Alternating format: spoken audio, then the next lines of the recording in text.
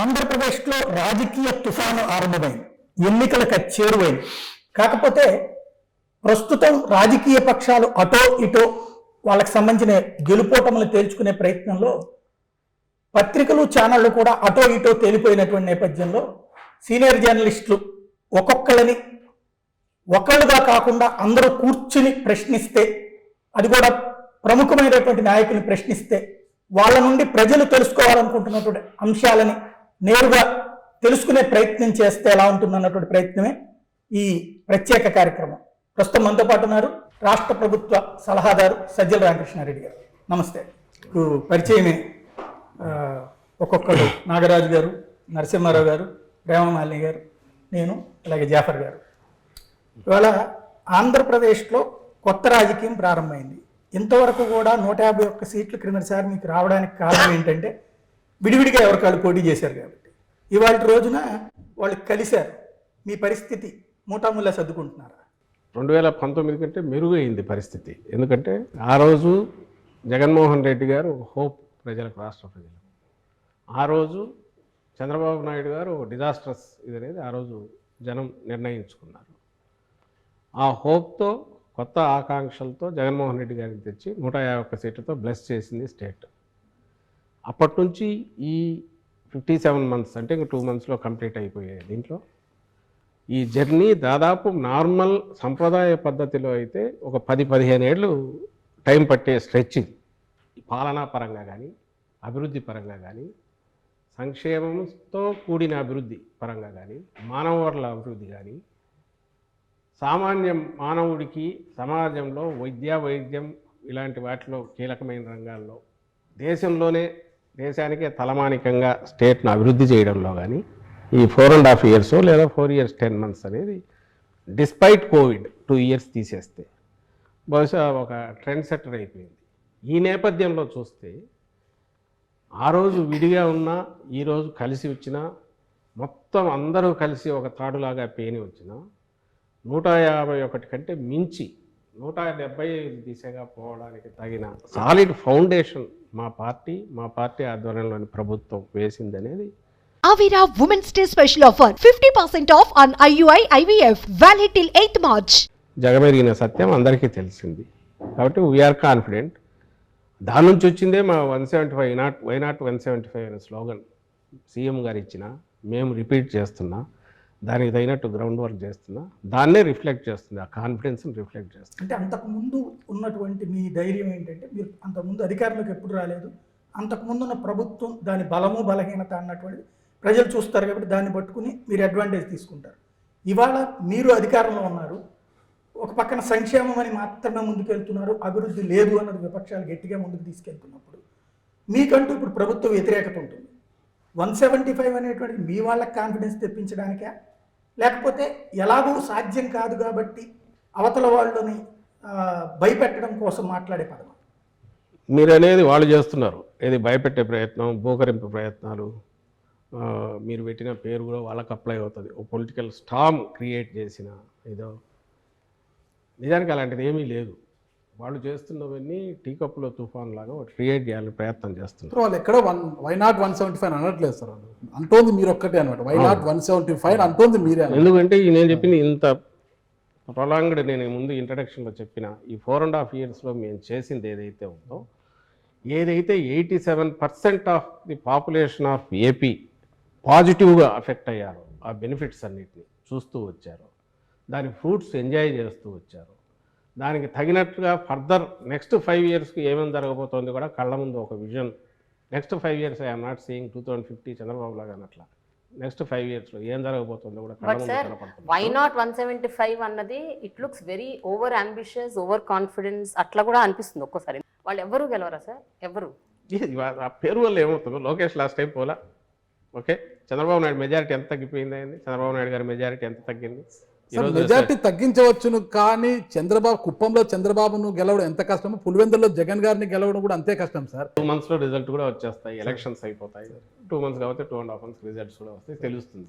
ఎందుకు నేను ఎప్పుడు ఒక రైడర్ పెడుతుంటా, మాది confidence, it is not arrogance, neither it is over confidence.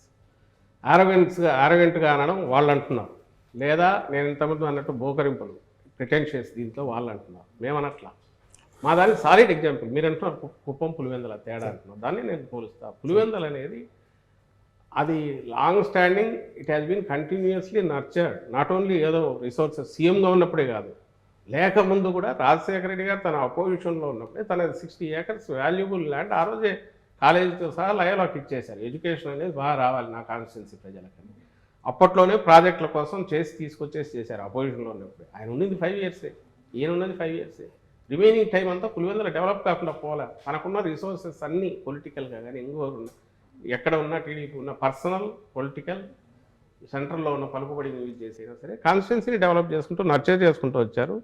అది కంటిన్యూ అవుతుంది ఈ రోజు కూడా. కుప్పం మేము వచ్చి చేస్తున్నాము. పులివెందులకు నీళ్ళు ఇచ్చింది నేనే అనేది చంద్రబాబు నాయుడు గారు చెప్తున్నారు. సరే ఇప్పుడు మేము నీళ్ళు ఇస్తున్నాం మీరు చెప్తున్నారు అభివృద్ధి అనేది. ఆఖరికి గండికోట నింపింది ఎవరు? R&R ప్యాకేజ్ పూర్తి 1000 కోట్లు 1200 కోట్లు ఎవరు పే చేశారు? పే చేసి 17 TMCలు ఫస్ట్ టైం నింపింది ఎవరు? ఆఖరికి ఎంత పెడుతున్నాము, రిజల్ట్ ఎవరు ఇచ్చామనేది, అవన్నీ గ్రౌండ్ వర్క్ అంతా రాజశేఖర రెడ్డి గారు చేశారు. ఈయన చిన్న చిన్నవి పై మెరుగులు దిద్ది కొన్ని స్టార్ట్ చేసిండొచ్చు.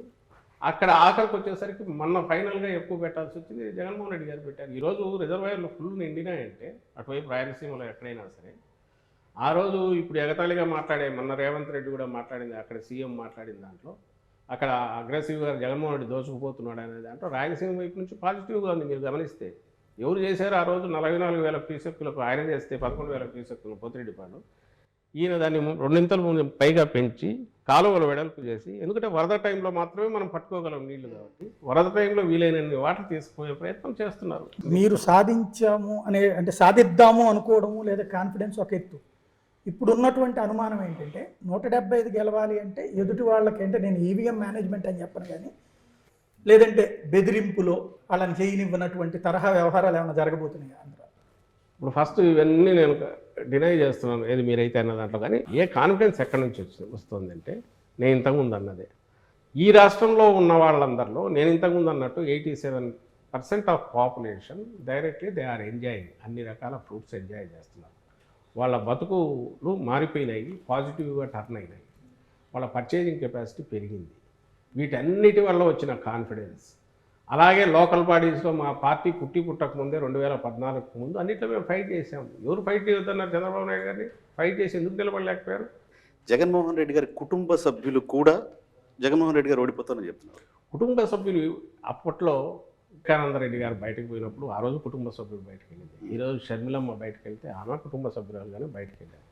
వెళ్ళిన తర్వాత రాజకీయంగా ఒక లైన్ తీసుకున్నాక ఈరోజు అందులోనే ఒక పార్టీ, ఒక కాంగ్రెస్ పార్టీ నాయకురాలుగా ఇక్కడికి వచ్చారు.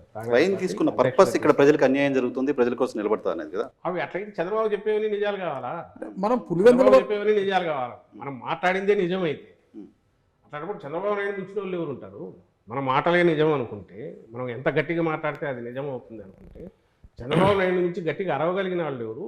ఆ గొంతును 10,000 రెట్లు పెంచి వినిపించగలిగిన ఆ మీడియాని తట్టుకునే శక్తి పదే వాళ్ళు పంప్ చేస్తుంది ఏంటంటే సొంత చెల్లిని కాపాడలేకపోయారు, సొంత చెల్లిని కన్విన్స్ చేయలేకపోయారు, సొంత చెల్లి ఆయన డెవలప్మెంట్ చేస్తుంది అని బిలీవ్ చేయట్లేదు. రాష్ట్ర ప్రజలు ఎందుకు బిలీవ్ చేయాలి, ఎలా బిలీవ్ చేయాలి? అది ఎవరు అడగాల్సింది? మీరు అడిగితే బాగానే ఉంటుంది. చంద్రబాబు నాయుడు అది అడగాల్సిన అవసరం లేదు. ఆయన స్ట్రైట్ ఒకటే 14-19 మధ్య ఇది చేశానని చెప్పచ్చు.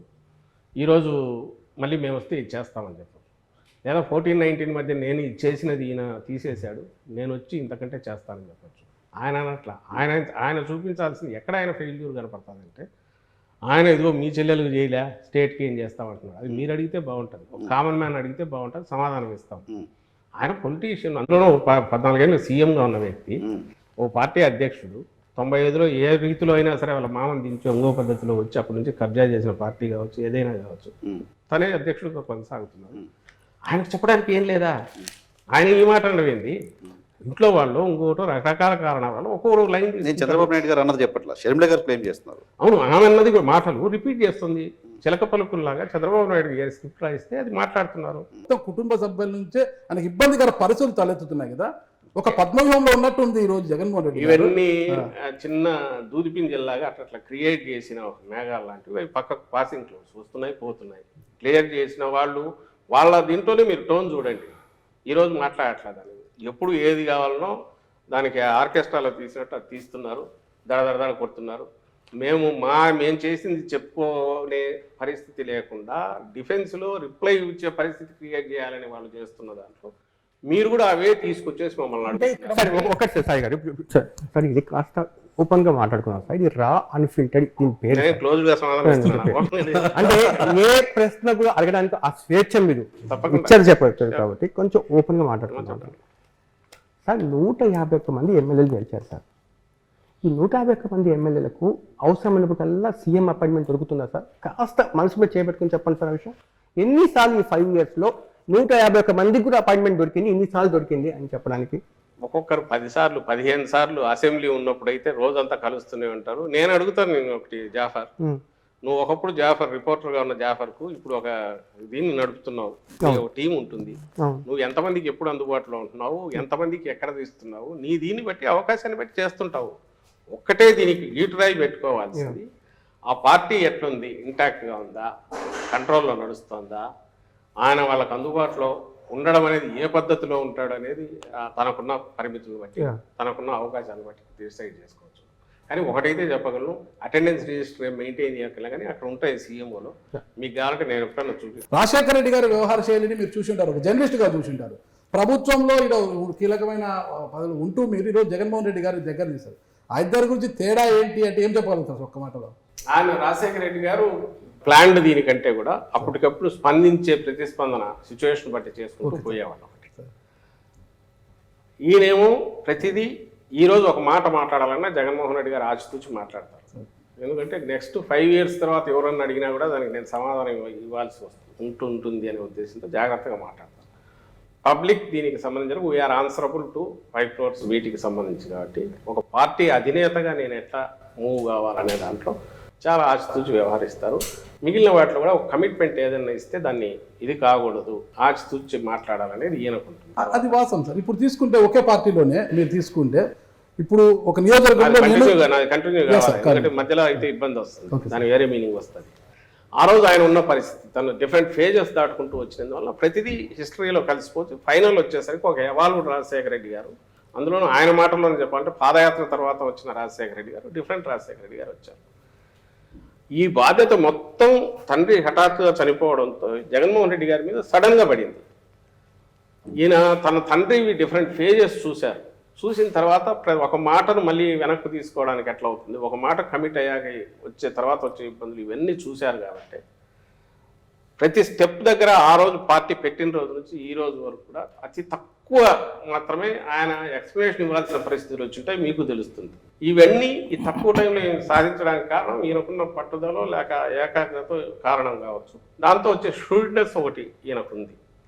అది ఒక లీడర్ కావాల్సింది. ఈరోజు పార్టీని బతికిస్తుంది, స్టేట్ కూడా హోప్ అయింది దాని నుంచి. 2019 నుంచి ఇప్పుడు పరిస్థితి మెరుగుపడిందని మీరు చెప్పారు సార్. సో మీరు కాన్ఫిడెంట్ గా ఉందో కాదు సార్, ఇక్కడ క్యాడర్ కూడా చాలా కాన్ఫిడెంట్ గా ఉంటుంది. ఇప్పుడు దాకా మీ కోటరీలో ఉన్నారు వేమిరెడ్డి గారు, చాలా క్లోజ్ కోటరీకి ఉన్నారు సార్. ఎందుకు వెళ్ళిపోయారు సార్? మానుకుంటా మాగుంటా ఎందుకు సంతృప్తిలో పడ్డారు? కృష్ణదేవరాయలు ఎందుకు జంప్ అయిపోయారు సార్? ఇక్కడ పాత స్థాయికి సీటు ఉందో లేదా చెప్పకముందు అతను విచారణ ఎత్తేసాడు. ఇవన్నీ కాన్ఫిడెన్స్ లేక బాలశౌరి గారు కూడా దూరం అయిపోయారు. బాలశౌరి అంటే క్లోజ్ కోటరీలో ఉన్నవాడు జగన్మోహన్ రెడ్డికి ఆత్మ నేనే అంటే బయటకు చెప్పుకున్నారు బాలశౌరి. ఎమ్మెల్యేలు వెళ్ళడం పర్లేదు సార్, ఎంపీ అనే ఒక వ్యక్తి సిట్టింగ్ ఎంపీలు వెళ్ళిపోతే అది మొత్తం ఆ కాన్స్టిట్యూన్సీలో ఉన్న 10-12 మిగతా అసెంబ్లీ నియోజకవర్గాల మీద కూడా ఇంపాక్ట్ చూపించే ప్రమాదం ఉంది. ఇలా 4 ఎంపీలు దాదాపు 4 సిట్టింగ్ ఎంపీస్ హ్యావ్ జస్ట్ మీరనేది అంత ఎనీ పొలిటికల్ పార్టీ అది నాది కావచ్చు ఇంకోటి కావచ్చు స్టాటిక్గా ఉంటుంది అని అనుకుంటే అది ఒక ప్రమేయం అవుతుంది. ఉండాలని కోరుకోవడం కూడా కరెక్ట్ కాదు. ఒకటి ఫస్ట్ పాయింట్. బట్ ఇది పెద్ద జోల్ట్ కాదా సార్? ఏం కాదు, వాళ్ళకు జోల్ట్ అవుతుంది. ఎవరైతే దీన్ని ఇదే అయ్యారో జోల్ట్ వాళ్ళకు జోల్ట్ అవుతుంది. పార్టీ అనేది స్థిరంగా ఉంది. పార్టీ ఈ ఓటు ఈరోజు ఉండే ఇప్పుడున్న పరిస్థితిలో ఈ పార్టీకి చూసేది ప్రతి ఒక్కరు జగన్మోహన్ రెడ్డి గారిని చూస్తున్నారు, ఆయన విధానాలు చూస్తున్నారు. వైఎస్ఆర్సీపీ అంటే ననాదర్ దాన్ జగన్మోహన్ రెడ్డి గారు చూస్తున్నారు. ఆయన సెలెక్ట్ చేసి ఆయన ఎంపిక చేసే ప్రక్రియలో పూర్తి డెమోక్రటిక్గా అక్కడ ఏరియా అవసరాలను పొలిటికల్ వీటిని దృష్టిలో పెట్టుకొని చేస్తున్న క్యాండిడేట్స్ ఉన్నారో వాళ్ళు గెలుస్తారు. ఎవరైతే ఈ జర్నీలో కొత్తగా వచ్చేవాళ్ళు కావచ్చు, ఉన్న వాళ్ళను ఎవరైనా మేము మార్చాల్సినప్పుడు వాళ్ళు హర్ట్ అయ్యి కొంత డెసిషన్స్ తీసుకోవచ్చు. అల్టిమేట్గా ఈ రెండు any political party cannot be A static one. ఉంటే అది స్టాగ్నేట్ అయిపోతుంది. వచ్చేవాళ్ళు వాళ్ళు స్వచ్ఛందంగా వచ్చేవాళ్ళు వాళ్ళు వస్తుంటారు, హర్ట్ అయిన వాళ్ళు ఇంకో ప్రయత్నం చేస్తుంటారు, ఇంకొక లేదా అట్లాగే ఉండి లీడర్ మీద హోప్తో ఉండేవాళ్ళు ఉంటారు. అల్టిమేట్ డిసైడ్ చేయాల్సింది, డెసిషన్ తీసుకునేది, దాని ఫేట్ డిసైడ్ చేసేది కింద పబ్లిక్ ఎవరైతే ఉన్నారో వాళ్ళు మాకు పాజిటివ్గా డిసైడ్ చేస్తున్నారు కాబట్టి మేము ఈ స్థితిలో ఉన్నాము. అలాంటి పరిస్థితి లేదు కాబట్టి ఓ మూక మందలాగా వచ్చి జనసేన వాళ్ళు అట్లా పక్కకి వెళ్ళిపోవడమో, లేదా ఓ సత్రంలో 2 రోజులు ఉండిపోయినట్టు, షెల్టర్ కోసం ఉండిపోయినట్టు టీడీపీ వాళ్ళు బీజేపీలో ఉండి రేపు మళ్ళీ ఇక్కడికి రావచ్చు, అవి జరుగుతున్నాయి. అలాగే ఇప్పుడు వాళ్ళు టికెట్లు చేస్తున్నప్పుడు అక్కడ కూడా ఇలాంటివి జరిగే అవకాశం ఉంటుంది. ఆల్రెడీ మా డోర్ నాక్ చేస్తున్నారు, ఫోన్లు వస్తున్నాయి, మేము వస్తామని. వాళ్ళందరినీ ఎక్కడ అకామిడేట్ చేయలేము కాబట్టి మేము కూడా పెద్దంత రిలక్టెంట్గా ఉన్నాం. మా కాన్ఫిడెన్స్ వచ్చేది వీటన్నిటి నుంచి. వీఆర్ నాట్ నీజర్ రియాక్షన్స్ మా దగ్గర ఉండవు. మీరు ప్రజా అవసరాలు సలహాదారు, ప్రభుత్వానికి ఒక సలహాదారు, ప్రజా అవసరాలు, పార్టీకి అయితే ప్రధాన కార్యదర్శి అనుకుంటారు. ఇప్పుడు ప్రభుత్వం తీసుకునే ప్రతి విధానపరమైన అంశాల్లో కావచ్చు, ప్రభుత్వ అంశాల్లో కావచ్చు, మీరు ఎక్కువ ఫోకస్ అవుతుంటారు, ప్రతిదీ మీరే అడ్రస్ చేస్తుంటారు అనమాట. అంతగా ఇంట్రెస్ట్ ఉంటే ఒక ఎమ్మెల్సీ తీసుకొని, మంత్రి పదవి తీసుకొని కూర్చోవచ్చు కదా. అలా కాకుండా సజ్జల సకల అనే ఒక ప్రాస ఎందుకు తీసుకురావాలంటున్నాను సార్? ఈ సకల అనేది వాళ్ళు వేసిన ముద్ర ఫస్ట్ థింగ్. రెండోది నేను చెప్తాను, వైఎస్ఆర్ కాంగ్రెస్ పార్టీ ఇంకో పార్టీ, అది రూలింగ్లో ఉన్నప్పుడు, ప్రభుత్వంలో అదే ఉన్నప్పుడు ఆ పార్టీ విధానాలే ప్రభుత్వ విధానాలు అవుతాయా, లేక తెలుగుదేశం విధానాలు ప్రభుత్వ విధానాలు అవుతాయా? వైఎస్ఆర్ కాంగ్రెస్ పార్టీ విధానాలే ప్రభుత్వ విధానాలు అవుతాయి, అంతే కదా. ఒక పార్టీ నాయకుడిగా, సీనియర్ నాయకులుగా ఉన్న వాళ్ళము, ఫస్ట్ నుంచి ఉన్న వాళ్ళు, విధానాల గురించి తెలిసిన వాళ్ళు, వాటిని ఎక్స్ప్లెయిన్ చేసినప్పుడు దే ఆర్ అథారిటేటివ్. అది మేము కావచ్చు, ఒకవేళ ఈరోజు బొత్స సత్యనారాయణ గారు మినిస్టర్ కాకపోయినా ఆయన మాట్లాడినా, లేదా ధర్మాన ప్రసాదరావు గారు మినిస్టర్ కాకపోయినా ఆయన మాట్లాడినా, పెద్దిరెడ్డి గారు మినిస్టర్ కాకపోయినా ఆయన మాట్లాడినా, ఎందుకు వస్తుందంటే వాళ్ళ లెవెల్ ఆఫ్ మెచ్యూరిటీ, లేదా పార్టీతో ఉన్న అసోసియేషను, పార్టీ విధానాల పట్ల స్పష్టత, ఎక్స్ప్రెస్ చేయగలిగిన వీటిని బట్టి వస్తే అవి దే గెట్ ఇంపార్టెన్స్. అవి ప్రభుత్వ పాలసీలు, మావి కాక వేరే పాలసీలు, టీడీపీ పాలసీలు. ప్రోటోకాల్ ప్రకారం ఐఎమ్ నోబడి. ప్రోటోకాల్ ప్రకారం ఎక్కడన్నా అఫీషియల్ ఫంక్షన్స్లో నేను ఎక్కడ ఉండని, నేను ఉండాలని ప్రయత్నం కూడా చేయను. నేను పార్టీ ప్రోగ్రాంలో ఉంటాను, పార్టీ విధానాలు, ప్రభుత్వ విధానాలు అయిన చోట మాట్లాడతాను. ఫస్ట్ మీరు గమనించాల్సింది ఏంటంటే 10 yearsలో ఒక పార్టీని స్ట్రాంగెస్ట్ పార్టీగా నిలబెట్టి, ప్రభుత్వం సీట్ల పరంగా ప్రజలు ఇచ్చిన బ్లెస్సింగ్ ఏదైతే 151, అది మామూలు బర్డన్, బరువు కాదు. అది పవర్ ఎంతనో బరువు కూడా అంతే. 101 సీట్లు గెలిపించారంటే ఎంటైర్ స్టేట్ అంత హోప్స్ పెట్టుకుందని, వీటిని డెలివర్ చేయడానికి ఆయన రౌండ్ ది క్లాక్ ఫోకస్ పెట్టి పని చేయకుండా అయితే అసాధ్యం.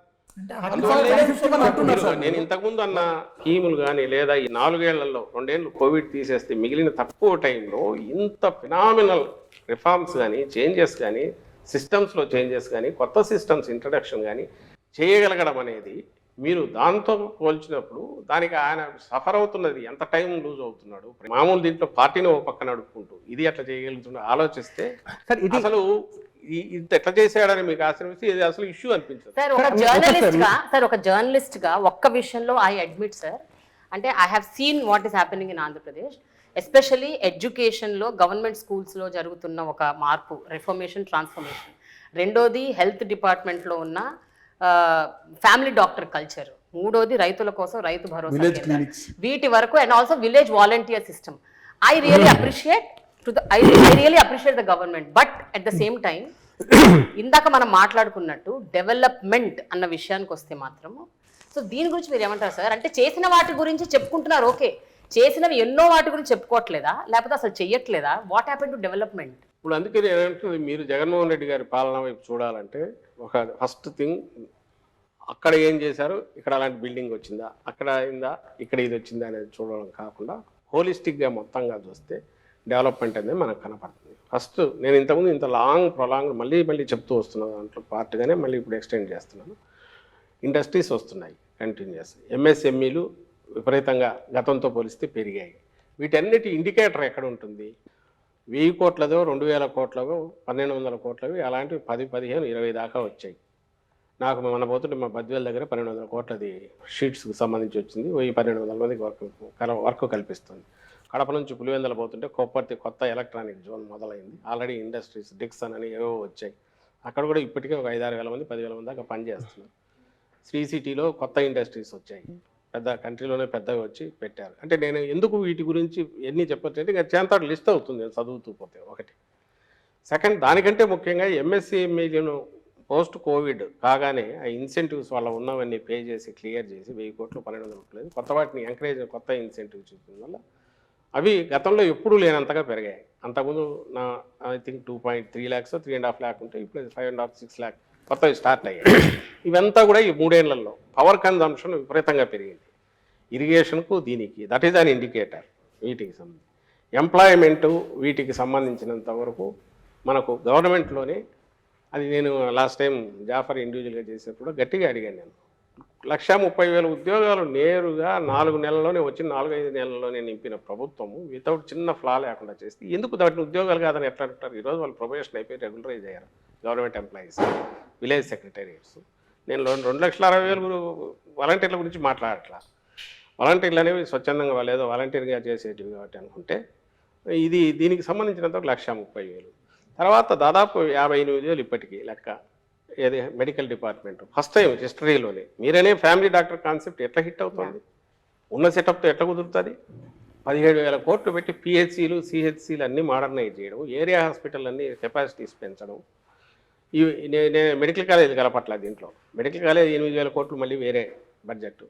ఈ 17,000 కోట్లు పెట్టి ఇవన్నీ తయారైనందువల్ల విలేజ్ క్లినిక్స్ కానీ మిగిలినవి కానీ ఇన్ఫ్రాస్ట్రక్చర్ పరంగా కానీ లేటెస్ట్ టెక్నాలజీ కానీ డాక్టర్ల రిక్రూట్మెంట్, సపోర్టింగ్ స్టాఫ్ రిక్రూట్మెంట్ మొత్తం 56,000 నాకు తెలిసి ఫిగర్. మెడికల్ డిపార్ట్మెంట్కు ఒక ఇది వచ్చింది. ఒక చిన్న పాయింట్ ఇక్కడ అంటే మీరు చెప్తున్నటువంటివన్నీ కూడా ఆల్రెడీ ప్రాసెస్లో ఉన్నాయి, నడుస్తున్నాయి, ఇవి అందరికీ తెలుసు. పబ్లిక్ ఏముంటుందంటే సార్ అది ప్రొజెక్ట్ అయినట్టు ఇది ప్రొజెక్ట్ అవ్వట్లేదు సార్. మీరు ప్రొజెక్ట్ చేయట్లేదా? అసలు అవ్వట్లేదు. ఈ రోజుకు వాట్ ఎవర్ మీరు నింపినవి చూస్తే ఇవన్నీ కూడా ఖాళీలు శాంక్షన్ పోస్టులు అవి కాకుండా అడిషనల్గా నింపినవి 1,30,000 కాక 56,000, 1,000, 2,000 పోస్టులు ఇట్లాంటివన్నీ నింపి మొత్తం మీద దాదాపు 4 లక్షలు 3,90,000 ఎంతో ఉన్న పోస్టులు ఈరోజు 6 లక్షల చిల్లరకు పోయినాయి. ఇది ఇప్పుడు ప్రతిదీ ఆలోచించి చేయడం అనేది ఒకటి తప్ప జాగ్రత్తగా చూసి రిక్రూట్మెంట్ చేయాల్సిన పరిస్థితి ఒకటి. సెకండ్ది వచ్చి గ్రూప్ 1 కానీ గ్రూప్ 2 కానీ జరగాల్సినవి ఎప్పటికప్పుడు జరుగుతున్నాయి. మూడవది డిఎస్సి ఇప్పుడు నోటిఫికేషన్ ఇచ్చాం. డిఎస్సి గురించి మళ్ళీ స్పెసిఫిక్గా చెప్పారు, ఎందుకంటే అది ఒక సబ్జెక్ట్ మేజర్, అందరూ అదే రేజ్ చేస్తుంటారు కాబట్టి. 2014-19 మధ్య ఆ రోజు తెలుగుదేశం పార్టీ గవర్నమెంట్ నింపిండేది. అంతకుముందు 2012లోనూ 13లో ఇచ్చిన డిఎస్సి నోటిఫికేషన్ తాలూకు 8,920 ఎన్నో పోస్టులు అదొక్కటే చేసింది. తర్వాత 18లో వాళ్ళు నోటిఫికేషన్ అంటే ఎలక్షన్లు 5 నెలలు ఉన్నాయని కానీ నోటిఫికేషన్ ఇచ్చారు. ఆ పోస్టులు 7,000 చిల్లర ఎన్నో ఉంటే మేము 2020లో నింపాము వాటికి. అది దాంతోపాటు 2008 డిఎస్సి, 1998 డిఎస్సి, ఈ రెండు అప్పటి నుంచి ప్రొలాంగ్డ్ లీగల్గా వాళ్ళు అన్ని రకాలుగా చేస్తున్న వాళ్ళ సఫరింగ్ తీర్చాం. అది ఒక 7,000 పోస్టులు, మొత్తం 14,000. ఇప్పుడు లేటెస్ట్ మళ్ళీ 6,100కు ఇచ్చాం, 6,100కి ఇప్పుడు ఇచ్చాం. అంటే 20,000 మేము చేసింది. ఇది ఫిగర్స్. మీరు వీటిని మళ్ళీ పక్కకు తోసి ఉద్యోగాలు ఎక్కడ 1,30,000 మేము ఉద్యోగాలు అనుకోము. అల్టిమేట్గా ఈ రోజు అందుకే మీరు అన్న వాటిలో రైడర్స్ పెట్టి మాట్లాడుతున్నారు. అంటే ప్రతిపక్షంలో ఉన్నప్పుడు చెప్తున్నారు మీరు చేశారు సార్. ఎన్నికలు సమీపిస్తున్న సమయంలో డిఎస్సి చేశారు. షెడ్యూల్లోగా పూర్తి చేస్తారా? వాళ్ళు అది చేయలేదు కదబ్బా. నేను అనేది ఇప్పుడు ఇద్దరం పోటీ పడుతున్నాం ఇక్కడ. చంద్రబాబు నాయుడు జగన్మోహన్ రెడ్డి గారు అనేది తేలాలి. చంద్రబాబు నాయుడు గారా జగన్మోహన్ రెడ్డి గారా రేపు సీఎం అనేది స్టేట్ అదే. ఓట్ బ్యాంక్ రాజకీయం కాదంటే వేరే ఎవరైనా ఉన్నారా? వీళ్ళిద్దరిలోనేనా? వీళ్ళిద్దరిలో పవన్ కళ్యాణ్ సీఎం చెప్పలేదు కూటమిగా ఆయన సీఎం క్యాండిడేట్ ఎవరైనా అనౌన్స్ చేశారా? లేదండి. అంటే కూటమిలో ఆయనకి ఇచ్చేది 24 స్థానాలు. మీరు చేయాల్సింది ఏంటంటే పెద్ద గీత చిన్న గీత పోల్చినప్పుడు ఒకవేళ మేము మాట్లాడేవి చాలా పెద్ద మాటలు మాట్లాడుతున్నాం అనుకుంటే కంపేరబుల్స్ తీసుకుని కంపేర్ చేయండి. ఆ రోజు ఎన్ని డిఎస్సి ఇచ్చాడు, ఈ రోజు మా బడ్జెట్ 54,000 కోట్లు ఉన్న మేము వచ్చేటప్పుడున్నది శాలరీ బడ్జెట్, వేజ్, ఎంప్లాయీస్ వీటికి సంబంధించిన అన్ని రకాల వాళ్ళకి 90,000కు దాదాపు పోయింది. ఇప్పుడు ఇది వీఆర్ నాట్ బ్లేమింగ్ ఎనీబడి. ఆయన ఎవరిని అనట్లా, కానీ ఇట్స్ ద రియాలిటీ. ఇన్ టైంలో పే చేయాల్సిన ఈ ఉద్యోగికి వాళ్ళకి ఫుడ్ దొరికేదే దాంతో వాళ్ళ పిల్లల చదువులకు అయ్యి దెబ్బతీస్తున్నారు. ఖచ్చితంగా అవే బకాయిలు ఎక్కడికి పోయేవి కాదు, ఇవ్వకుండా ఎగ్గొట్టేవి కాదు, తప్పించుకోలేము కూడా.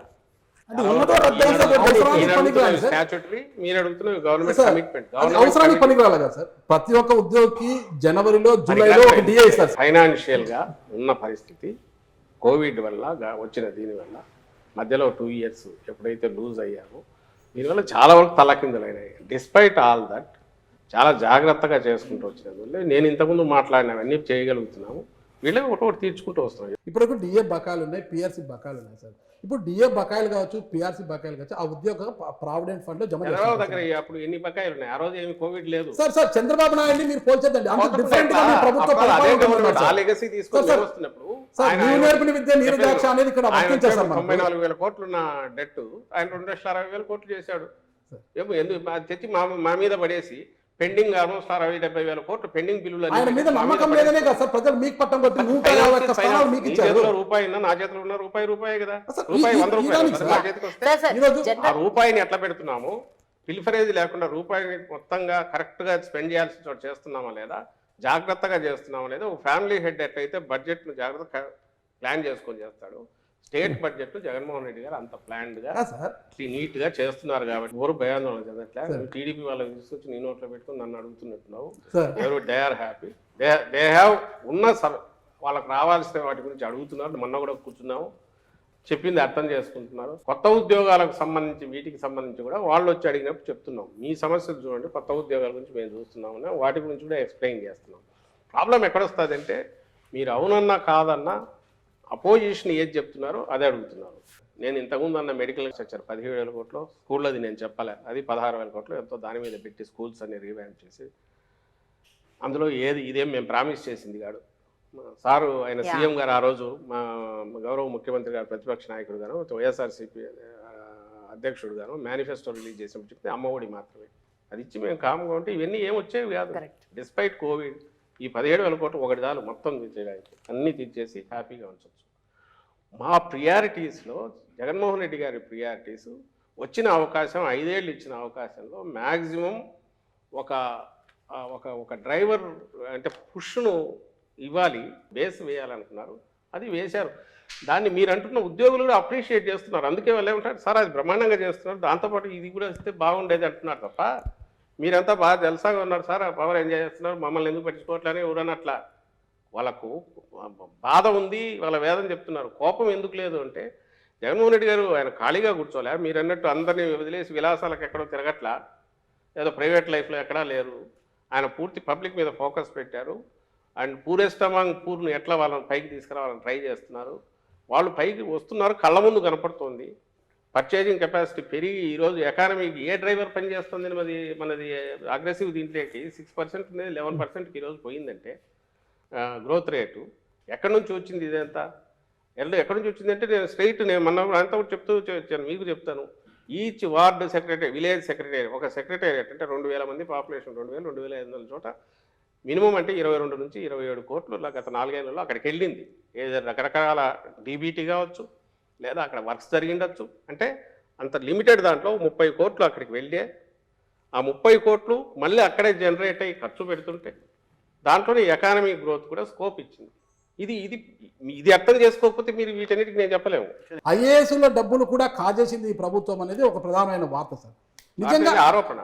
రామోజీరావు పక్కన కూడా ఇంకోటి ఏదో పెద్దది రాశాడు, రాక్షసుల మాదిరి జగన్మోహన్ అదే సార్ మద్యంతో కార్యాలయాలు పాడవుతాయి. సార్ ఆయన సితార హోటల్ అది నాన్ డిబేటబుల్ సార్, ఎందుకంటే మద్యం బాటల మీద ఉంటుంది, ఎంత ఖరీదైన బాటలు. ఈ చోజ్ లైన్ తెలుగుదేశం పార్టీ కరపత్రం లాగా తయారైన రామోజీరావు రాసే వాటన్నిటికి సంబంధించి ఈ రోజు కూడా ఫ్యాక్ట్ చెక్ అని మా వాళ్ళు ఇస్తున్నారు. ఇది ఒకటి పెట్టుకోవాల్సి వచ్చింది, రోజు ఫ్యాక్ట్ చెక్ అని ఇస్తున్నారు గవర్నమెంట్. సార్ ఇక్కడ ప్రశ్న సార్, మీరు చాలా గొప్పగా పాలిస్తున్నాము గవర్నర్ అంటున్నారు, కానీ ఎలా కమ్యూనికేట్ అయిందండి నాకు తెలియదు. ఎందుకంటే వెరీ ఫ్యూ మెంబర్స్ మాట్లాడుతున్నారు sir on behalf of government. మీరు మాట్లాడుతున్న 5 కూడా వాళ్ళు పొలిటికల్ గా ఒక విమర్శకు ఇంకో ఆరోపణకు ప్రత్యారోపణలా మాట్లాడడం, కానీ ఇంత గొప్పగా మనం స్ట్రగుల్ పెడుతున్నాము, స్ట్రగుల్ చేస్తున్నాము, ఇంత గొప్పగా పాలిస్తున్నాము అన్న సంగతి, ఆ స్ట్రగుల్ అనేది ఇంకా జనాలు తెలియలేదు సార్. ఇది ఫస్ట్ టైం చాలా మంచి అప్రిషియేట్ చేయాల్సింది ఏంటంటే ఇలా ఓపెన్ గా ఏమైనా అడగవచ్చు అని చెప్పి ఈ ప్రయత్నం ఒక 1 year బ్యాక్ వచ్చి ఉంటే ఇంకా బాగుంటుంది యాక్చువల్గా. ఎందుకంటే ప్రభుత్వం ఇంత స్ట్రగుల్ పడుతుంది. ఇందాక మీరు ఒక మాట అన్నారు సార్, ఏంటంటే మనకు ఉండే లిమిటెడ్ సోర్స్లో దానికి నీడీ పీపుల్స్కి మనం ఖర్చు పెట్టుకుంటూ పోతున్నాం అని అంతా, ఇంకా మిగతా చోట సెకండ్ ఫేజ్లో వాళ్ళు ఖర్చు పెడతాం అని చెప్పారు. సార్ గొప్ప మాట యాక్చువల్గా. కానీ అది మీరు చెప్పకపోవడం వల్ల ఇప్పటి వరకు ఏమనుకుందంటే ఇది కేవలము బటన్ నొక్కడానికి పరిమితం చేస్తాం, వచ్చిన బడ్జెట్ అంతా ఇది సర్ప్లస్ బడ్జెట్ ఉంది ఇక్కడ అని కూడా ఒక రకంగా అంటుంది. ప్లీజ్, ఇది చాలా ఇంపార్టెంట్ ప్రశ్న ఇది. ఫస్ట్ వచ్చి మిగిలిన నాయకుల గురించి కూడా వాళ్ళు ఎందుకు ఇది చెప్పలేదన్నారు, అది తప్పు. ఎందుకు చేయట్లేదు నేను ఇంతకుముందు అన్న ఆన్సర్ అది బ్రీఫ్గా చెప్తాను. చంద్రబాబు నాయుడు గారు ఆయన స్ట్రాటజిక్ కానీ మేము చేస్తున్న డెవలప్మెంట్ మీద మేము చెప్పాలనుకున్న విషయాలు చెప్పకుండా ఒక డస్ట్ దుమ్మెత్తిపోసి వాటికి మేము ఆన్సర్ ఇచ్చుకోవాల్సిన పరిస్థితి క్రియేట్ చేస్తున్నాడు. మీ క్వశ్చన్లో కూడా ఆ క్వశ్చన్లే ఆయన రైజ్ చేసే ఆరోపణలే ఎక్కువ వస్తుంటాయి. ఎందుకు వస్తాయంటే వాళ్ళ శక్తి ఆ మీడియా పుష్ కానివ్వండి, వాళ్ళు ప్రచారం చేయగలిగిన లక్షణం వాళ్ళకు ఇటువైపు లేదు కదా. ప్రొజెక్షన్ మనం ఆల్రెడీ ఇప్పుడు ఎడ్యుకేషన్ లో ఏం జరిగింది, హెల్త్ లో ఏం జరిగింది, అవి కూడా మేము అడిగాం కదా సార్. ఇప్పుడు ప్రొజెక్షన్ వాట్ ఇస్ ప్రొజెక్టెడ్, ఇంట్లో బలవంతంగా మధ్యలో ఎక్కడో నేను చెప్పాల్సి వస్తుంది. ఇంత టైం ఇచ్చారు కాబట్టి ఇదే 5 minutes లో అయితే ఏం కుదరదు, దానికే సరిపోతుంది, నేను చెప్పడానికే సరిపోతుంది. సో అదొక కారణం. సెకండ్ వచ్చి పోలవరం ఎప్పటికప్పుడు చెప్తున్నారు, మినిస్టర్ గారు చెప్తున్నారు, అంతకుముందు అనిల్ ఉన్నప్పుడు, ఇప్పుడు రాంబాబు ఉన్నప్పుడు ఎక్స్ప్లెయిన్ చేస్తున్నారు, అఫిషియల్స్ చెప్తున్నారు. కానీ మీకు తెలుసు చంద్రబాబు నాయుడు గారు 14లో వస్తే దాదాపు 17 వరకు ఆ ప్యాకేజీ కింద పోలవరం మీరు చేసుకోవచ్చు అన్నంత వరకు ఆయన దాన్ని మొట్ల ఒకటి. అప్పటి వరకు జరుగుతున్న వాటన్నిటిలోనూ అంతకుముందు కానీ ట్రాన్స్ఫర్ అయిన కంపెనీ ఈ మధ్య వాళ్లే చెప్పారు ఎట్లా అడ్డంగా దాన్ని అడ్డం పెట్టుకుని మింగేశాడు ఆయన అనేది. వీటన్నిటిలో ఫండ్స్ అన్ని డైవర్ట్ చేసుకుని ఎట్లా తీసుకుపోయాడు అనేది వాళ్ళే చెప్పారు. మేము ముందు నుంచి చెప్తున్నాం, అది పక్కకు వెళ్దాం. ఆయన చేసిన అమిత్ షా అన్నారు ఏటీఎం లాగా వాడుకున్నారు పోలవరాన్ని కూడా అని చెప్పి బీజేపీ వాళ్ళు అన్నారు అన్నమాట. టీడీపీ మీద 151 స్థానాలు ఇచ్చారు, చాలా బాధ్యత పెరిగింది మాకు అనేసి ఇప్పటివరకు అంటున్నారు సార్. అంటే అప్పుడు 150 స్థానాలు ఇవ్వడానికి కారణము చంద్రబాబు నాయుడు గారిని 5 ఏళ్ళు చూశారు కాబట్టి ఆయన మీద ఒక అసంపూర్తి కావచ్చు, వ్యతిరేకత కావచ్చు పూర్తి స్థాయిలో వచ్చింది. అప్పటి వరకు జగన్మోహన్ రెడ్డి గారు ప్రజల మధ్యలో ఉన్నారు. అంతకుముందు ఓదార్పు కావచ్చు, తర్వాత పాదయాత్రతో ప్రజల మనసులు దోచుకొని ప్రజల మధ్యలోనే ఉన్నారు కాబట్టి ఆ ప్రేమతో 151 స్థానాలు ఇచ్చారు ప్రజలు మీకు. ఆ 151 స్థానాలు ఇప్పుడు నిలబెట్టుకోవడానికి 170 పక్కన పెడదాం, ఉన్న 151 స్థానం నిలబెట్టుకోవడానికి ప్రధానంగా మీకు అనుకూలించే అంశాలు అన్ని రంగాల నుంచి ఏమున్నాయంటారు సార్? ఆ రోజు ప్రజల మధ్య ఉన్నారు, ఇప్పుడు ప్రజల హృదయాల్లో ఉన్నారు నేరుగా. ఎలా ఉన్నారు మొత్తంగా మీరనే వాటి వల్లే మొత్తం హోలిస్టిక్ అప్రోచ్ వల్ల ప్రతి పేద కుటుంబాన్ని వాళ్ళ జీవితాన్ని టచ్ చేశారు. దేని రకంగా అంటే మౌలికంగా వాళ్ళకు కావాల్సిన అవసరాలన్నీ కూడా ఏదైతే అత్యంత కాస్ట్లీనో విద్య, వైద్యం, తర్వాత మనకు అగ్రికల్చర్ అనేది కోర్ 60-70% దాకా దాని మీద డిపెండ్ అయ్యి ఈ మూడింటిని ప్రియారిటీ మీద అడ్రస్ చేశారు. ఇంతకుముందు మీ క్వశ్చన్లోనే వచ్చినట్టు హెల్త్ అనేది ఈరోజు ఒకప్పుడు ఫ్యామిలీ డాక్టర్ అంటే ఉన్న వాళ్ళకి ఇంటికి వచ్చి చూడడం అనేది ఒక లగ్జరీ. డిస్పైట్ దట్ మళ్ళీ కావాలంటే నేను అపోలోకు అక్కడికి వెళ్ళాలి. ఈరోజు అపోలో లాంటి ఇక్కడ టెర్షరీ కేర్ ఉన్న జనరల్ హాస్పిటల్ను స్పెషలిస్ట్, సూపర్ స్పెషలిస్ట్ను కింద ఉన్న పిహెచ్సి డాక్టర్ను కూడా లింక్ చేసే సిస్టమ్ డెవలప్ అయింది. ఇప్పుడు ప్రిలిమినరీ స్టేజ్లో ఉంది, ఇంకా అడ్వాన్స్డ్ దీంట్లోకి పోతుంది. అంటే ఒక డాక్టర్గా మీరు ప్రతి ఇంట్లో కదలలేని వాళ్ళు ఉన్నా పోయి చూస్తే అక్కడ ఎంటర్ చేసి ఇదైనాక super specialist is able to see super speciality. ఆ డాక్టర్ ఆయన చెప్పిన అడ్వైజులను ఫాలో అవుతున్నారో లేదో కింద మళ్ళీ చూడడానికి, వీళ్ళు ఫాలో అప్ చేయడానికి వీళ్ళ దగ్గరికి ప్రిస్క్రిప్షన్ వస్తుంది. ఆ కనెక్టివిటీ అనేది 100% చేసే ప్రయత్నం జరుగుతుంది. దీంతోపాటు ఆరోగ్య సురక్షని ఇయర్లీ ట్వైస్ క్యాంపులు కండక్ట్ చేసి వీళ్ళను తీసుకొచ్చి కాంప్రహెన్సివ్ హెల్త్ కేర్ అనేది. దాంతోపాటు ఆరోగ్యశ్రీ దాదాపు 2400, 2500, 3000 వరకు ప్రొసీజర్స్, డిఫరెంట్ ప్రొసీజర్స్, వాటిని అంతకుముందు 1000 ఉండేవి, వాటిని పెంచడం ద్వారా అలాగే అమౌంట్ దానికి సంబంధించినంత వరకు విపరీతంగా పెరిగింది. ఇప్పుడు కాస్ట్ కూడా పెరిగిపోయింది. స్పెషలిస్ట్ల వీళ్ళకు పే చేసే అవి పెరిగాయి. వీటిని ధీటుగా తట్టుకోవడానికి కాస్ట్ టోటల్ బర్డన్ గవర్నమెంట్ మీద తగ్గించడానికి నెక్స్ట్ మీరు 10 years అయ్యేసరికి కొత్త మెడికల్ కాలేజెస్ వచ్చి స్పెషలిస్టులు ఇక్కడే తయారై గవర్నమెంట్ ఆటోమేటికల్ మెడికల్ కాలేజ్ అంటే ఇట్స్ వన్ జనరల్ హాస్పిటల్ అంటే ప్రతి జిల్లాకు ఒక ఇది వచ్చేసింది మనకు. ఇప్పుడు పార్లమెంట్ జిల్లా అయినందువల్ల ఓ పార్లమెంట్ పరిధిలో ఒక జనరల్ హాస్పిటల్ వస్తుంది. General hospital is nothing but it's equal to అపోలోను ఇంకో దానికి సూపర్ స్పెషాలిటీస్ అంటే పిహెచ్సి నుంచి విలేజ్ క్లినిక్ దగ్గర నుంచి ఇక్కడి వరకు కనెక్షన్ ఇచ్చింది. First it's not just free medicine, it's not just free medicine, comprehensive state of the art ఈరోజు ఎక్కడ అందుబాటులో ఉన్నా అవి తెచ్చే ప్రయత్నం చేసి సక్సెస్ఫుల్గా ఇంప్లిమెంట్ అవుతుంది. రెండవది విద్య. నేను డీటెయిల్ దానికి పోనక్కర్లే, మీరే చూస్తున్నారు, మీ మాటల్లోనే మీరే అన్నారు ఎట్లా ఇది ఉందని. దీంతోపాటు ఇది చదివిన తర్వాత పైకి వెళ్ళాలంటే ఎట్లా, బయట స్టేట్కి వెళ్ళాలంటే ఎట్లా, దానికి అవసరమైన దానికోసం సిబిఎస్ఈని ఈరోజు ఐబీతో ఒప్పందమని ఇవన్నీ ఏవి చేయాల్సిన అవసరం లేదు. జగన్మోహన్ రెడ్డి గారు can get more free time, more he can concentrate, పబ్లిక్లో తిరుగుతూ ఉండొచ్చు, ఇంకోటి చేయొచ్చు. బట్ ఎండ్ వచ్చి ఇది చేసిన తర్వాత ఓ 10 ఏళ్ల తర్వాత ఈ పిల్లాడు చదువుకొని గ్రాడ్యుయేట్ అయిన తర్వాత ఎక్కడికి పోగలడు, ఏం చేయగలడు, మనమే ఫేస్ చేస్తున్నాం. ఈరోజు నేషనల్ దీనికి పోతే మనం కంప్లీట్ చేయాలంటే మదర్ టంగ్ దీనిలో మనం తెలుగులోనే మాట్లాడాలి, ఇబ్బంది పడుతున్నాం. ముందు ఆ షైనెస్ నుంచి బయటపడాలా, గ్లోబల్ సిటిజన్గా గ్రో కావాలా అనేదానికి ఫౌండేషన్ వేసారు. ఇవన్నీ నిజానికి అనవసరం. చాలామంది చెప్తుంటారు, ఎందుకు ఇంత మీరు తపన పడుతున్నారు, మీరు ఇచ్చిన ప్రామిసుల్లో కొన్ని ఇప్పుడు చేస్తే సరిపోయేది కదా. కాదు, ఆ ఫౌండేషన్ వేస్తేనే ఏం చేస్తున్నాం అనేది తెలుస్తుంది. ఎందుకంటే మనకి ఇచ్చింది 5 years మరి ఇది తీర్పు ఇచ్చింది, అంతవరకే మనం ఇది చేయాలని చెప్పి చేశారు. వీటన్నిటి ఫాలో అప్ అనేది సరే హెల్త్ లో మీరు తీసుకొచ్చిన రిఫార్మ్స్ అద్భుతం సార్. సంక్షేమ నో డౌట్ పథకాల ద్వారా ఒక్క విషయం చెప్పండి సార్, సంక్షేమ పథకాల ద్వారా సార్ ఇక్కడ షార్ప్ కడతాం సార్. ఇప్పుడు ఏదైతే జగన్మోహన్ రెడ్డి గారి మానస పుత్రికలు ఉన్నాయో, ఆర్బీకేలు కావచ్చు, సచివాలయ భవనాలు కావచ్చు, విలేజ్ క్లినిక్లు కావచ్చు, ఇవన్నీ నిర్మించింది. ఈ భవనాలన్నీ నిర్మించడం వల్ల అక్కడ ప్రాపర్టీస్ కూడా రేట్లు పెరిగాయి సార్. మంచి ఒక ప్రాపర్టీని మీరు క్రియేట్ చేసినట్టు అయింది సార్. ఇక్కడ ఒక మెయిన్ పాయింట్ ఏంటంటే, మీరు పెట్టేది, తిట్టేది, కొట్టేది 3 లెక్కలోకి వస్తాయి. ఇప్పుడు మీరు పెట్టినవి చెప్పుకుంటున్నారు. పాయింట్ ఏంటంటే, మిడిల్ క్లాస్ మీద ఈ బర్డెన్ పెరుగుతున్నటువంటిప్పుడు మిడిల్ క్లాస్ కంటూ మీ నుంచి అసలు ఏముంది? మంచి క్వశ్చన్ మీరు చేసింది. జగన్మోహన్ రెడ్డి గారు జస్ట్ పొలిటీషియన్ లాగానే ఉంటే సమస్య లేదు. ఎత్తులు పై ఎత్తులు వేసుకుంటా ఎలక్షన్ టైంకి అప్పటికప్పుడు ఆలోచించి ఎవరితో ఎట్లా కలిసి రావాలనుకుంటే అది అది అది అది అంత కష్టం కాదు. ఆయన రిఫార్మర్ లాగా వ్యవహరించడం వల్ల ఈరోజు మీరనేవి వస్తున్నాయి కొన్ని. అంటే ఎక్కడ బియాండ్ లిమిట్ పోకూడదు, ఉన్న దాంట్లోనే జాగ్రత్తగా ఆచితూచి చేస్తూ లాంగ్ టర్మ్ వేయాలి, షార్ట్ టర్మ్ ఇమీడియట్ రిజల్ట్ చూపించాలి అని ఇది టూ అంబిషియస్ ఈయన పెట్టుకున్నది. స్ప్రెడ్ చాలా పెద్దది.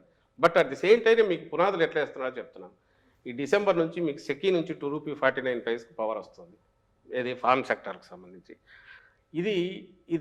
దీని ఇంపాక్ట్ కనీసం ₹3-4 సేవ్ అవుతుంది పర్ యూనిట్ కాస్ట్.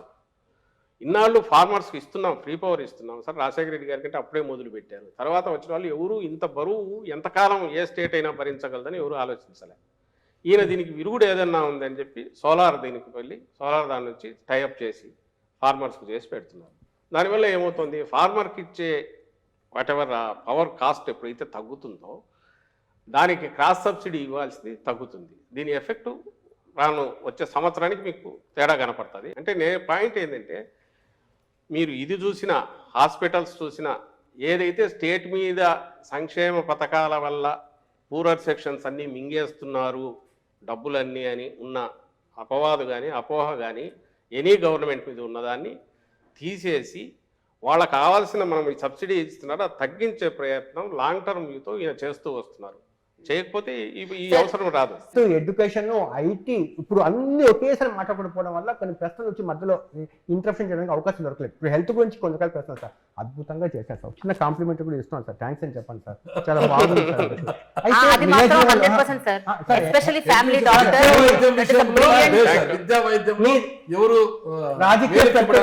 మీ రాజకీయ ప్రత్యర్థి ఏముంటుంది సొసైటీకి సార్, ఇంకా సార్ నా ప్రశ్న పూర్తి కదా సార్. మీ రాజకీయ ప్రత్యర్థి చంద్రబాబు నాయుడు పక్కన కూర్చోబెట్టినా కూడా హెల్త్ విషయంలో ఏం అంటే వాళ్ళకి ఖచ్చితంగా ఒప్పుకొని తీరాల్సిందే, పేదవాళ్ళకి ఏం చేయాలంటే ఖచ్చితంగా ఒప్పుకొని తీరాల్సిందే. అదేవిధంగా వెల్ఫేర్ స్కీమ్స్ లో ఏం చేశారు జగన్మోహన్ రెడ్డి అని చెప్తే వాళ్ళు ఖచ్చితంగా ఒప్పుకొని తీరాల్సిందే. కానీ ఇక్కడ వచ్చి ప్రస్తుతం అంటే హెల్త్కి సంబంధించింది. ఇప్పుడు మీరు విలేజ్ లెవెల్ క్లినిక్స్ పెడుతున్నారు, చాలా బ్యూటిఫుల్. ఇప్పుడు అక్కడ ఆమ్ ఆద్మీ పార్టీ వచ్చి మొహల్లా క్లినిక్స్ పెట్టారు, భారతదేశానికి అయితే ఆదర్శంగా నిలిచింది అక్కడ ఢిల్లీలో.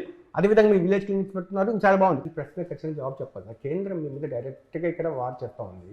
అంటే పీయూష్ గోయల్ లాంటి వాళ్ళు రైల్వే మినిస్టర్స్ కూడా చెప్తున్నారు, మేము ఆంధ్రప్రదేశ్లో పెట్టుబడి పెట్టడానికి మేము ఆంధ్రప్రదేశ్లో ప్రాజెక్ట్స్ ఇవ్వడానికి మేము రెడీగా ఉన్నాము. కేవలం ల్యాండ్ అలాకేషన్స్ జరగకపోవడం వల్ల చాలా ప్రాజెక్ట్స్ టేక్ ఆఫ్ చేయకుండా ఆగిపోయిందని చెప్పి ఇన్ రైటింగ్ లెటర్ లో అదే ఉంది. నా ప్రశ్న ఏంటంటే సార్, విశాఖపట్నం రైల్వే జోన్ అనేది దీనివల్ల ఏం ఒదుగుతుందో నాకు తెలియదు. కానీ ఆంధ్రప్రదేశ్లో 2014లో ఇదే సార్ సెంటిమెంట్ మారింది. ఒకటి రైల్వే జోన్, ఒకటి రెండోది స్పెషల్ స్టాటస్ ఒకటి.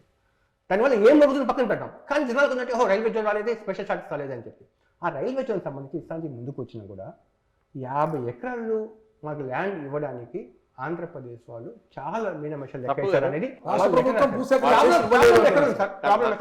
తప్పు కదా, వాళ్ళనేది తప్పు కదా. 50 ఎకరాలు తప్పు అనేది మేము ఆ తర్వాత మీకు డినైల్ ఇచ్చాము, ల్యాండ్ అలొకేట్ చేసి చాలా రోజులు అయింది.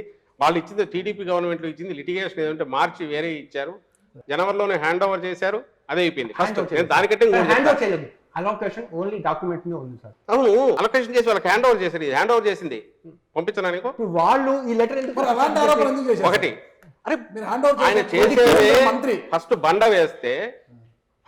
వేస్తే అక్కడ ఎట్లా చేశారనే వాళ్ళు అక్కడ పైనుంచి అది వాళ్ళని అడగండి. మీరు బీజేపీ స్టేట్ లీడర్స్ ఉంటారు కదా, అడగండి. వాళ్ళు ఏజెంట్లు ఉన్నారు కదా, చంద్రబాబు ఏజెంట్లు, వాళ్ళు తయారు చేసి ఇచ్చేవాళ్ళు, వాళ్ళు చెప్తారు.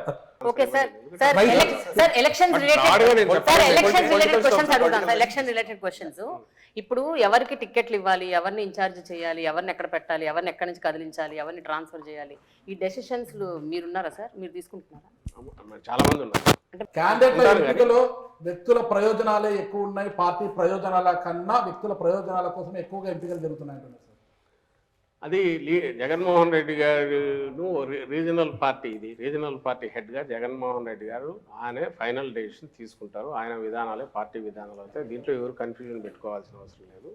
ఇందులో ఎగ్జిక్యూషన్లో ఎక్కడ లోపాలుంటే మా పొరపాట్లు ఉంటాయి. First thing. సెకండ్ది వచ్చి అట్లా అని ఆయన ఏది యూనిలేటరల్ డెసిషన్ తీసుకోవట్లేదు. అట్లా అందరితో డిస్కస్ చేస్తున్నారు. చేసే వాటిలో నేను ఉంటాను, మిగిలిన సీనియర్ నాయకులు ఉన్నారు, వాళ్ళు ఉంటారు, రీజనల్ కోఆర్డినేటర్లు వాళ్ళు ఉంటారు, వాళ్ళందరూ ఉంటారు. ఇక్కడ నేను అవైలబుల్ ఉంటాను కాబట్టి, నేను ఉంటాను కాబట్టి మాతో ఎక్కువ మాట్లాడతారు.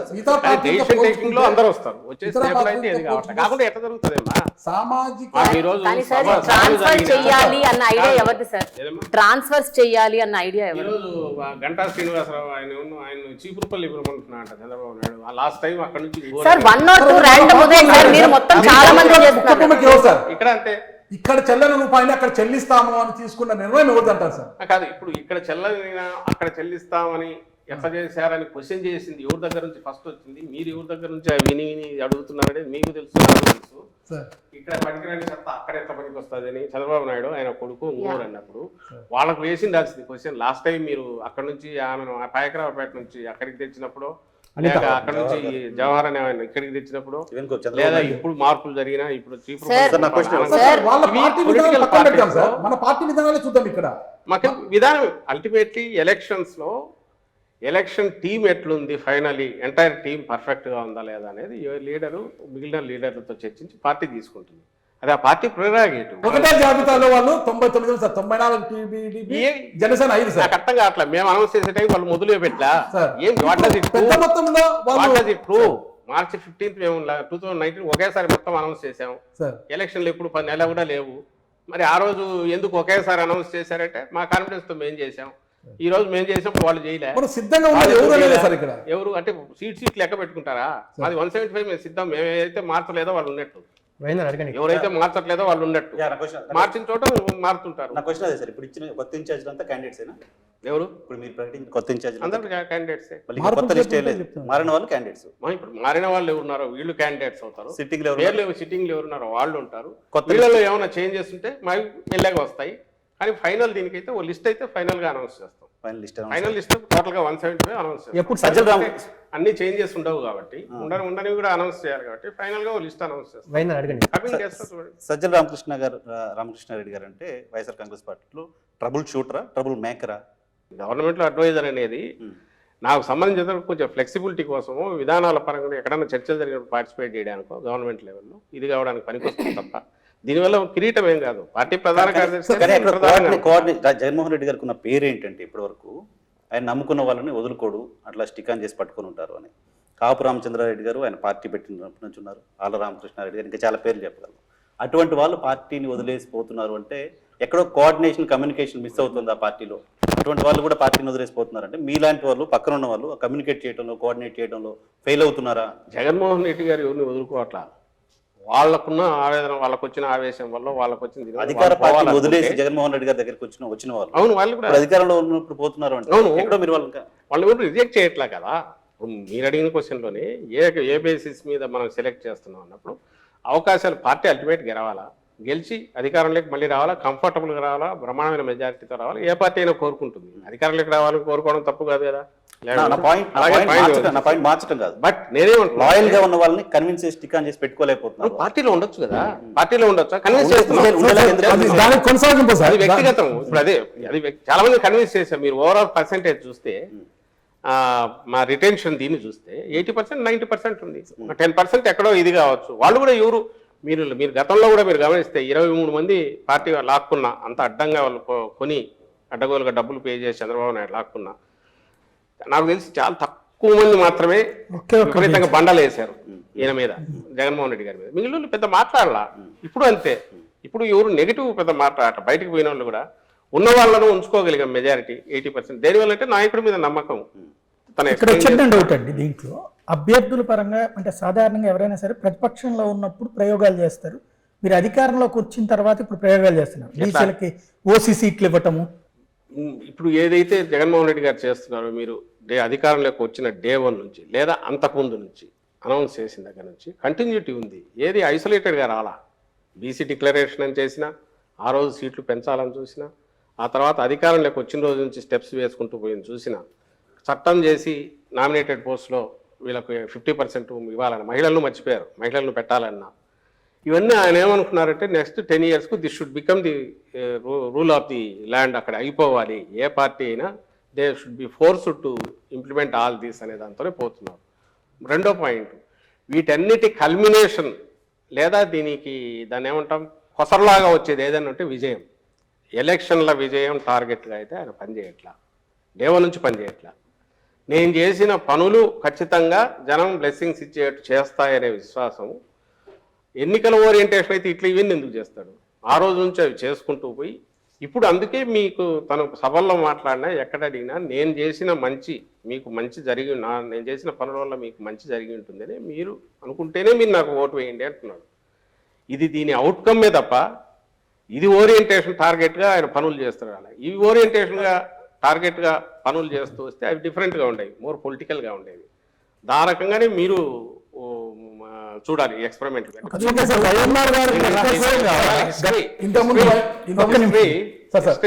ఎలక్షన్ల తర్వాత గెలుపోవటంలో అనేది ఆయన ఇప్పుడు కూడా అంటుంటారు, మనం చేయాలనుకునేది సిన్సియర్గా నమ్మి చేశాము, దీని రిజల్ట్ ఎట్లన్నా ఉంది అని. రిజల్ట్ బ్రహ్మాండంగా ఉంది నేను ఎందుకు అనుకుంటున్నామంటే తెలుస్తుంది కాబట్టి మాకు వచ్చే రెస్పాన్స్. సంక్షేమ పథకాలు ఆపితే మాత్రం మనకు ఓటు బ్యాంకు గండి పడుతుంది అని ఒక అభద్రతా భావన చేస్తున్నారా? అలా మంచి క్వశ్చన్ నువ్వు అడిగింది. అది ఎప్పుడు వస్తుందంటే ఈ టోకెన్గా ఓన్లీ నేను ఇంతకుముందు అన్నట్టు అమ్మఒడి, రైతు భరోసా అవన్నీ ఇచ్చి చేతులు దులుపుకుంటే మీకు అందరికి ఇచ్చాను, దాన్ని పెంచొచ్చు కూడా కొంచెం చేసేస్తే అడికి అయిపోతుంది. అంటే డోలౌట్స్ అంటాం, తాయిలాల్ లాగా ఏదో లైక్ ఇప్పుడు గ్యాస్ సిలిండర్లో లేక బస్సులో ఫ్రీ ఇదో ఇలాంటివి, అవి టెంపరీగా అప్పటికప్పుడు ఉపయోగపడేవి. అలాంటివి చేస్తే మీరు అనేది కావచ్చు.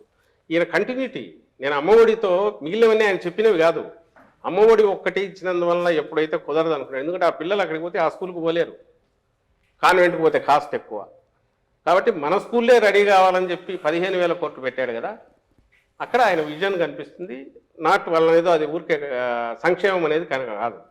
దాంతోపాటు వస్తున్న స్ట్రక్చర్స్ ఇవన్నీ లోకల్ వర్క్లో భాగం. ప్రతిదీ ఈ సంక్షేమం నుంచి ఫ్యామిలీ డెవలప్ అవుతుంది, ఫ్యామిలీ ఓరియంటెడ్గా ఏదైతే మనం చేస్తున్నాం సంక్షేమం, దాంతోపాటు సొసైటీ డెవలప్ అవుతుంది. పవన్ కళ్యాణ్ గారు బలవంతుడా బలహీనుడా? పవన్ కళ్యాణ్ బలవంతుడిగా చూస్తున్నారా బలహీనుడు? బలవంతుడు జనం చూడాలి, మాకేం బలవంతుడు కానప్పుడు అంత టార్గెట్ ఎందుకు చేస్తున్నారు? పవన్ చేస్తున్నాం చంద్రబాబుకు సంబంధించినంత వరకు ఆయన what ever he has the capacity ఉన్నది, తన అభిమానులు కావచ్చు లేదా తన మీద ఆశ పెట్టిన ఆయన సామాజిక వర్గాల కావచ్చు, తనకేదో మా దగ్గర నుంచి ఒక టాప్ పొజిషన్ పోతున్న వాళ్ళు కావచ్చు, ఆ క్లౌట్ ఏదైతే ఉందో విచ్ అర్లియర్ లాస్ట్ టైం నిలబడినప్పుడు కొన్ని కాన్స్టిట్యున్సీస్లో అక్కడక్కడ స్కాటర్ అయ్యి కనిపించిందో గోదావరి జిల్లాలో అక్కడ వాళ్ళకు సంబంధించి ఇవన్నీ గుత్తమొత్తంగా తీసుకెళ్ళి చంద్రబాబు నాయుడుకు అప్పచెప్పాలని చూస్తాడు. చంద్రబాబు నాయుడు దానివల్ల బెనిఫిట్ అవుతున్నాడు కాబట్టి పాయింటెడ్గా చెప్తున్నాము. రెండవది ఏ క్వశ్చన్లో చెప్పాము, పవన్ కళ్యాణ్ గారు ఆబ్జెక్టివ్గానో ఇంకో రకంగానో విమర్శలు చేయట్లా. చంద్రబాబు నాయుడు ఏది ఇస్తే దాన్ని స్క్రిప్ట్ చదువుతున్నాడు ఒకటి, దానికి మించి కూడా అడుగులు వేసి ఆయన ఏ రోజు అధికారంలోకి రావాలనుకునే ఇది కానీ దాని తగినట్టు పార్టీ నిర్మాణం కానీ చేయకుండా నేను అధికారంలోకి వస్తే చేస్తానన్నప్పుడు ఎగతాళి చేస్తారు, ఇంకోటి అడుగుతున్నారు పొలిటికల్గా. అది తప్పకుండా హీ హాస్ టు ఫేస్. అసలు పొత్తుల కోసం ఇది ప్రయత్నం అనేది జగన్మోహన్ రెడ్డి గారు ఈ రోజు గారు మళ్ళీ గారు రేపు కూడా చెప్తున్నా, ఆయన ఎప్పుడూ పొత్తుల కోసం అయితే ప్రయత్నం చేయరు. ఎందుకంటే ఆయన పాలసీ ఒక్కటే, ప్రజలకు మనం జవాబుదారీగా ఉండాలా, మన పార్టీ జవాబుదారీగా ఉండాలా. నలుగురితో పెట్టుకుంటే ఎవరి తరపున మనం వకాలు తప్పించుకుంటాము, జనానికి ఎట్లా చెప్తాము. అందువల్ల వాళ్ళు కూడా అట్లే చేయాలి ఆయన కోరిక. పవన్ కళ్యాణ్ గారు కూడా 175 సీట్లలో తన మనుషులను పెట్టి ఇన్ఛార్జీలను పెట్టి ఒక పార్టీగా ఎదిగి కంపీట్ చేసి పోటీ పడి రాగలిగితే మంచిదే. That would be healthy democracy అని. అట్లా కాకుండా అతుకులు వేసుకొని రావడం కరెక్ట్ కాదు. సార్ మీరు ఆనాటికి ఈనాటికి ఒకసారి పోల్చి చూస్తే how has the scenario change sir with respect to journalism and politics? ఈ మధ్య కాలంలో attacks on journalist, attacks on ఒక particular media house affiliated to one political party, ఇవన్నీ జరుగుతున్నాయి. So how do you look at the current scenario? మన తెలుగు దీనికి సంబంధించినంత వరకు రామోజీరావు గారు మొదలుపెట్టిన తర్వాతనే ట్రెండ్ అంతా మారిపోయింది. ఆయన వచ్చినాక చేస్తూ వచ్చారు. ఆయన వన్స్ ఈ స్టార్టెడ్ ఎంజాయింగ్ దాని మీడియా పవర్, ఎప్పుడైతే తెలుగుదేశం పార్టీ ఫ్లోట్ అయ్యాక టికెట్లు అక్కడ డిసైడ్ అయ్యాయో, స్పీచ్లు అక్కడ తయారవుతూ వచ్చాయో, పార్టీ అక్కడ నుంచి ఇది చేస్తూ వచ్చిందో, అప్పుడు పవర్ అనేది తెలిసింది, మీడియా పవర్ అన్నమాట. ఆ తర్వాత ప్రతి ఒక్కరూ పెట్టడము అలాంటిది ఏదో దానికి ధీటుగా ఉన్నామనుకోవడం జరుగుతూ వచ్చింది. తర్వాత మీరు ఇంకా టెలివిజన్ రావడము, 24/7 ఛానల్స్ రావడం, ఇంత జరిగిన తర్వాత ఈరోజు మీడియా అనేది అక్కడ నుంచి దిగి ఇన్స్టిట్యూషన్ల దగ్గర నుంచి దిగి ఇండివిజువల్కి వచ్చింది. ఇప్పుడు individual he feels his opinion. ఒకప్పుడు ఎడిటోరియల్ కోసం చూసేవాళ్ళు, 2 రోజులు లేట్ అయినా ఏం రాస్తారో, ఎందుకంటే ఇన్ఫార్మ్డ్ ఒపీనియన్ అక్కడ నుంచి వచ్చేది. ఇప్పుడు యూ హ్యావ్ గూగుల్, వైడ్ ప్రపంచం అంతా మీ దగ్గరే ఉంది. కొడితే ఓ పేపర్లో వాళ్ళకి ఏమొస్తుందో మీకు అదే వస్తుంది. యూ ఆర్ ఏబుల్ టు అనంతపురంలో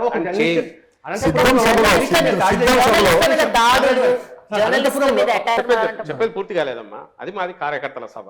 that is not public meeting. ఒకటి ఫస్ట్ థింగ్, కార్యకర్తల సభ. అక్కడికి వచ్చిన వాళ్ళంతా మా కార్యకర్తలు వచ్చారు. ఇతను మీడియా తరఫున పోయింటే ఫ్రంట్లో మీడియాకు ఉన్నాయి ప్లేస్, అక్కడ లేడు, వెనక్కున్నాడు. అతను ఏం మాట్లాడాడో తెలియదు. మాకు తెలిసింది అయితే రెచ్చగొట్టాడు, బూతులు తిట్టాడని, లీడర్ని గురించి బూతులు తిట్టాడని అన్నారు. అక్కడ ఎవడో రియాక్ట్ అయ్యాడు. దానికి సంబంధించి కేసు బుక్ అయింది, జరుగుతుంది. ఇక్కడ ఒక పాయింట్ అబ్జర్వ్ చేయాల్సింది వచ్చేసి, మీరే అన్నారు ఇంతకుముందు ఈనాడులో దాని గురించి చెప్తే, నేను వాళ్ళు ఎందుకు రాస్తున్నారు చెప్తే ఆ పక్కది నిజమే, అది కాదన్నారు. అంటే తెలుగుదేశం పార్టీ కార్యకర్తల కంటే మించి విషం కక్కుతా జగన్మోహన్ రెడ్డి గారి అంతం చూడాలనే దాంతో, మా పార్టీ అంతం చూడాలనే దాంతో నడుస్తున్నవి 2 తెలుగుదేశం పార్టీ కరపత్రాలుగా మేము భావిస్తున్నాం. అఫీషియల్గా వాటిని బ్యాన్ చేసాం. మా మీటింగులకు వద్దని చెప్పాం, రావద్దు, దండం పెట్టాం. సాక్షి పోవట్లే అక్కడ, పోదు. ఎందుకంటే సాక్షి వెహికల్స్ తగలబెట్టారు ఇంతకుముందు, మీకు గుర్తుంటే డిఎస్ ఎంజిన్ కూడా పగలగొట్టారు అక్కడికి పోయినప్పుడు. అది ఇంకా పబ్లిక్ మీటింగ్ నడుస్తున్నది, అక్కడ పోయినప్పుడే కొట్టారు. కొట్టిన తర్వాత వాళ్ళు చెప్పారు మేము ఇదని. ఇది నడుస్తుంది, ఈ సిచ్యువేషన్ వాస్తవం, దానికి కాదనొద్దు. అది లేదు కదా, ఇది కాకుండా ఏదో అబ్స్ట్రాక్ట్గా మీడియా ఫ్రీడము ఇదనే అనొద్దు. ఈ పరిస్థితిలో వచ్చినప్పుడు దానికి మేము రెస్పాన్సిబిలిటీ తీసుకోలేము. అట్ ది సేమ్ టైం గవర్నమెంట్లో ఉన్నాం కాబట్టి కేసులు బుక్ చేసాం. కేసు బుక్ చేయకుండా ఏం ఆపలేదే, ఇమీడియట్ కేసు బుక్ చేశారు, నడుస్తుంది. అది నడుస్తుంది. అరెస్ట్ నాకు తెలిసి అయితే అరెస్ట్ అయినట్టున్నాడు. చంద్రబాబు నాయుడు గారు చేసినట్టుగా వనజాక్ష ఒక ఎంఆర్ఓను జుట్టుబట్టి ఈడ్చో లేకుంటే అసభ్యంగా చేసిన చింతమనేని ప్రభాకర్ ఎమ్మెల్యే చేసేలాగా పంచాయతీ చేయలేదే. ఆర్టీఏ దగ్గర ఏదో గొడవ జరిగితే పంచాయతీ చేసినట్టు చేయలేదే. అప్పుడు బాలసుబ్రహ్మణ్యం ఎవరో కమిషనర్ ఉంటే గొడవ అయితే ఆయన పంచాయతీ చేసినట్టు చేయలేదే. చట్టం పని చేసిపోతుంది. మేము despite we being in the power అది చేస్తున్నాము. ఇంకో పక్క రెస్పెక్ట్ ఇవ్వాల్సిన చోట ఇస్తున్నాము. ఎవరు పొమ్మన్నాడు అక్కడ? కార్యకర్తల సభలోకి పోయి అక్కడ పోయి తిడితే ఎవడు దానికి బాధ్యత ఎట్లా సాక్షి ఏమవుతుంది సార్? ఏది సాక్షి ఏమవుతుంది? నువ్వు అనుకుంటే అనుకో, మేము చెప్తున్నాము. ఈ రోజు కూడా నీకు సాక్షిలో ఇప్పటికే కూడా రాజశేఖర రెడ్డి గారు బొమ్మ పెట్టుకుని అయినా సరే కింద ఎక్కడైనా వాళ్ళ స్పీచ్ కానీ ఇంకొకటి కానీ అస్సలు లేకుండా అయితే ఉండదు. వాళ్ళు మాట్లాడినా వస్తాయి, దాని ఫాలోఅప్ మేము రాసేవి వస్తున్నాయి. అడ్డంగా ఏది లేకుండా అయితే చేయట్లా. మీరని కాదు sir, it's not about just you. ఆ పార్టీ అవ్వచ్చు, ఇంకో పార్టీ అవ్వచ్చు, ఏ పార్టీ ఈ కల్చరు ఇప్పుడు కాదు. జగన్మోహన్ రెడ్డి గారు ఇప్పుడు కాదు, చాలా రోజుల క్రితం అసెంబ్లీ అన్నారు, నువ్వు వేసే విత్తనం అదే చెట్టు వస్తా, జాగ్రత్త చంద్రబాబు గారు అని చెప్పాడు. అప్పుడు చెప్పాడు, ఇప్పుడు చెప్తున్నాం. ఈ కల్చర్ మొదలు పెట్టింది తెలుగుదేశం పార్టీ పెడుతోంది. ఆయన ఆ రోజు మొదలు పెట్టిన కల్చర్ నడుస్తోంది. ఈ రోజుకు వాళ్ళు ఓపెన్గా అడ్డగోలుగా అడ్డంగా వాళ్ళు దాన్ని ఏమంటారు, అన్ని రకాలుగా బరి తెగించి అటువైపు చేస్తున్నారు.